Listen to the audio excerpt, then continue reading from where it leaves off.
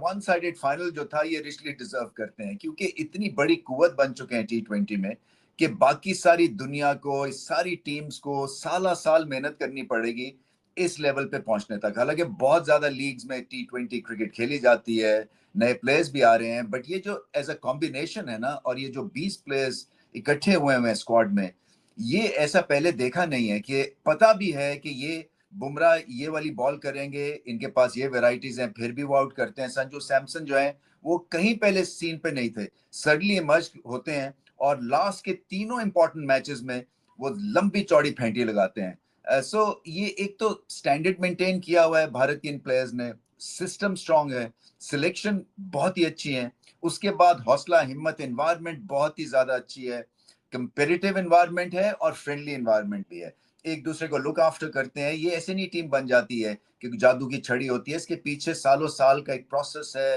Practice है, talent को identify करना है, फिर प्लेयर्स को बैक करना है, और एक एक ऐसा माहौल क्रिएट करना है जो कि चैंपियन माहौल हो।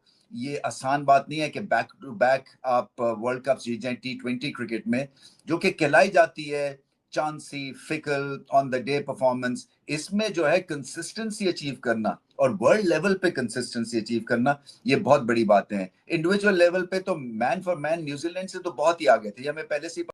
एंड आई थिंक जो टीम थी, कहा था वर्ल्ड कप से पहले कि India is one of the favourites to win the world cup, they proved it. Batting ले लो, बॉलिंग ले लो, फील्डिंग ले लो, दलेरी ले लो, जो भी नाम दे दो उनको, उन्होंने क्रिकेट हर तरीके से खेली है। Indian bowlers never look back. Bumrah ले लो, पांड्या ले लो, अर्शदीप ले लो, स्पिनर्स ले लो, everybody played their part. World cup जब जीते हो ना आप जीते हो टीम एफर्ट से, एक बंदे की परफॉर्मेंस से नहीं। तो पूरी इंडियन टीम को ये जाता है पूरा क्रेडिट कि जिस तरीके से उन्होंने ये वर्ल्ड कप में जीता, वर्ल्ड चैम्पियंस बने। और I am so happy for India, I am so happy for Indian team and Indian fans जो कि पूरी दुनिया से ट्रैवल करके अपनी टीम को सपोर्ट कर रहे हैं। Again congratulation India, world champions man, it's a different feeling all together. Enjoy Indian team end of course रहे थे सब पाकिस्तानी, बांग्लादेशी, नेपाली सारे छुप-छुप के देख रहे थे फाइनल। फाइनल हो रहा है, कौन जीत रहा है? जैसे ही 250 रन्स बने उसके बाद इस किस्म का कोई एटीट्यूड बन गया। उससे पहले सबको पता था कि आज फाइनल है और पूरी की पूरी जो है ना अवाम इन तीनों मुल्कों की ये सपोर्ट कर रही थी न्यूजीलैंड वालों को। इसीलिए नहुसत आ गई न्यूजीलैंड के साथ। वो भी परेशान है, वो कह रहे हैं यार हमें तो 14 लोग जानते हैं अपनी कंट्री के अंदर, इतनी ज़्यादा नहुसत क्यों फील हो रही है? तो ये हमारी नहुसत थी दोस्तों, हमारे जो पूरे पाकिस्तान, बांग्लादेशी हम जो ये जो फैन्स हैं ना, ये नज़र लगा देते हैं। नज़र में पता नहीं कोई कालापन है या क्या है, जिस भी टीम को सपोर्ट करने की कोशिश की है वो हार गई है। खैर भी बहुत सी बातें होंगी, मैच फिक्सिंग हो गई, पिच बदल गई, बॉलों में चिप लग गई, बल्ले डिफरेंट हैं इनके, पैसे दे दिए न्यूजीलैंड, हाँ सब चीजें हो गई भाई, सब कुछ गलत हो गया है। बस ये नहीं मानना कि वो मेरिट के ऊपर टीम बनाते हैं इंडिया वाले और मेरिट पे ही प्लेयर आता है तभी जाके उनकी इतनी डोमिनेंस है। मतलब ऐसा वो वर्ल्ड कप का फाइनल जीते हैं कि वो खुद भी बोर्ड थे। मुझे नजर आ रहा था कि इंडिया वाले भी जो है क्या हिस्सों की तरह एंजॉय कर रहे, उनको मजा नहीं आ रहा था। भाई ये भी नहीं कह सकते न्यूजीलैंड को कि यार तुम लोगों ने यही करना था तो हमें आगे आने देते, हम आगे कुछ कर लेते, क्योंकि हम आगे आ भी जाते तो हमने तो सेमीफाइनल से आगे नहीं आना था, और आ भी जाते तो हम इससे और ज्यादा घटिया परफॉर्मेंस देके जाते। क्योंकि आपका तो फिर कोई थोड़ा बहुत कभी कभी लगता है ना कि अच्छा यार ये चल गया वो चल गया तो 250 रन भी ये बना सकते हैं, पाकिस्तान ने तो उधर ही लेट जाना था। खैर यार इसको कहते हैं एक ही इनिंग्स में मैच को खत्म करना। एक जमाने में ऑस्ट्रेलिया की टीम जो वो डोमिनेट कर रही थी वर्ल्ड क्रिकेट को, इस तरह करती थी, वो एक इनिंग्स में मैच खत्म कर दिया करती थी। अभी इंडिया भी उसी तरह कर रही है। 250 रन हुए उसके बाद ही मैंने कहा नहीं बीच में अभी तो ये रुक गए भाई, सीधा 300 रन के ऊपर जा रहे थे, ये तो उन्होंने बड़ा कम बैक किया जिनको 250 के ऊपर रोक दिया था। एंड के अंदर आगे फिर दुबे ने चक्के चक्के मार दिए थे, कहीं 225-30 भी होते तब भी पूरी तरह इंडिया की ही चांसेस है जीतने के, क्योंकि यार वर्ल्ड कप का फाइनल है। आज तक किसी ने 180 से ज्यादा रन नहीं बनाए हैं फाइनल के अंदर, 200-250 रन आपने बनाए में। ये फिर भी ये उस दिन जो लड़ाई की थी ना इंग्लैंड वालों ने, ये सिर्फ एक वही टीम थी जो कि कुछ ना कुछ फाइट दे सकती थी, उनकी सॉलिड जो है डेप्थ भी है नीचे तक और बेहतरीन किस्म की उनकी टीम है। प्रेडिक्ट किया था मैंने, पहले प्रेडिक्ट किया था इंडिया के बारे में भी, कहा था कि इंडिया जीत जाएगा, और दूसरा ये भी प्रेडिक्ट किया था कि न्यूजीलैंड वाले अभी तो बड़े मजे से हरा गए साउथ अफ्रीका को, आगे आके फेल कर जाएंगे क्योंकि इनकी टीम में कोई ऐसी डेप्थ नहीं है। अजीब किस्म की कप्तानी हो रही है, बेहतरीन तालियां होनी चाहिए इन कप्तान साहब के लिए। सबसे पहले तो टॉस जीत के सबसे पहले बॉलिंग करनी, मतलब फटा विकेट है, फटा विकेट के ऊपर हम बॉलिंग करेंगे, बस वो उनको याद आ गया था। कमिंस ने जो है वो इसी पिच के ऊपर आकर 26 जीत लिया है। सच तो ये है कि इस टूर्नामेंट में एक भी टीम ऐसी नहीं थी जिसका इंडिया के साथ कोई मुकाबला बनता था। मतलब कोई दूर दूर तक रेस में भी शामिल नहीं था, इंडिया के कोई पास भी नहीं हरा देंगे, क्योंकि ये तो मैच पहले हाफ में ही खत्म हो गया था। 250 स्कोर फाइनल में, इनक्रेडिबल एक स्टोरी तो इसी में बन जाती है। क्योंकि एक तो बेखौफी है, उसके बाद क्लास है, उसके बाद फिर रिलेंटलेस प्रेशर है और टॉप 3 जब आपके इस तरह से चलते हैं कि 20-20 22-22 बॉलों में 50 कर देते हैं, तो फिर तो बचना ही हो जाता है ना दूसरी टीम के लिए, और बचने के लिए भी फायर पावर नहीं थी न्यूजीलैंड के पास। आज मुझे नहीं पता कि बॉलिंग ऐसी क्यों की है न्यूजीलैंड ने, क्योंकि ये जो एक स्टैटिस्टिकल डेटा कभी आपके पास होता है ना, वो उसके मुताबिक अपने आप को ढालने की कोशिश कई दफा टीम्स कर जाती हैं, खासतौर पे न्यूजीलैंड जैसी टीम जो कि स्टैट्स के ऊपर और डेटा के ऊपर बहुत ज्यादा चलती हैं, क्योंकि इंडिविजुअल लेवल के ऊपर उस तरह की ब्रिलियंस नहीं है जैसे कि भारत की है for example.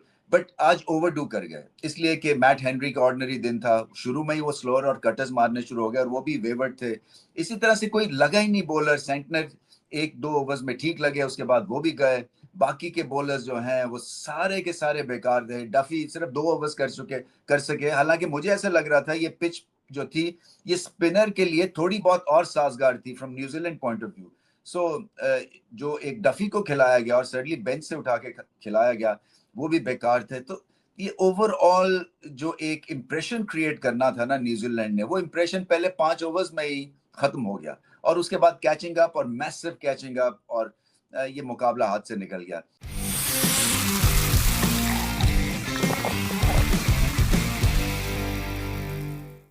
Stronger Pepsi power play की तरफ चलते हैं। देखिए आज इस कैटेगरी में 2 नाम आते हैं, तो मैंने कल भी बात की थी पिछली या वीडियो में, जसप्रीत बुमराह और संजू सैमसन। मुझे ऐसा लग रहा था कि ये क्रिटिकल मोमेंट्स के ऊपर भारत को एग्रेशन भी देंगे और बचाएंगे भी और मैच भी जिताएंगे, और एग्जैक्टली ऐसे ही हुआ। बुमराह की मैंने थोड़ी सी बात की थी, बहुत सारी बातें कर सकते हैं जसप्रीत बुमराह की। एक तो ओवर द टॉप सेलिब्रेशंस नहीं है, ये बड़ी इंपॉर्टेंट चीज है। आप पे से बाहर नहीं होते हैं, उनको पता है इनकी बाउंड्रीज क्या है, एज अ बॉलर भी, एज एन इंडिविजुअल भी, और एक ग्रेट रोल मॉडल भी हैं। दूसरा ये कि मौके के ऊपर आके विकेट वर्ल्ड कप 2026 जीत लिया है। सच तो ये है कि इस टूर्नामेंट में एक भी टीम ऐसी नहीं थी जिसका इंडिया के साथ कोई मुकाबला बनता था। मतलब कोई दूर दूर तक रेस में भी शामिल नहीं था, इंडिया के कोई पास भी नहीं था। अब आपने उनसे जेलस होना है तो आपकी मर्जी है, लेकिन आप अगर समझदार हैं तो आप सीखेंगे उनसे कि क्या चीजें हैं जो इंडियन टीम ने पिछले 2 सालों में बेहतर की हैं। ट्रांसपेरेंसी आपको क्लियर नजर आ रही है। Rohit Sharma as a captain world cup जितवाते हैं। हम सबको पता था कि अब अगले कप्तान सूर्या कुमार यादव होंगे। सूर्या कुमार यादव को इंडिया ने बैक किया, हालांकि कुछ लोगों के दिल में तब डाउट्स थे कि शायद हार्दिक पांड्या, शायद शुभमन गिल, बड़ी बातें चल रही थी, लेकिन बीसीसीआई ने स्टिक किया सूर्या कुमार यादव के साथ। और ये इंडियन टीम इतनी अच्छी टीम है, बिलीव मी, इस टीम का कप्तान कोई भी होता ना, इन्होंने फिर भी वर्ल्ड कप जीत जाना था। यानी हमने पूरा वर्ल्ड कप कवर किया है, एक एक गेम इंडिया की हमने देखी है, एक एक बॉल हमने देखी है। मुझे कोई ऐसा मैच याद नहीं आ रहा जो सूर्या कुमार यादव ने अपनी कप्तानी की बदौलत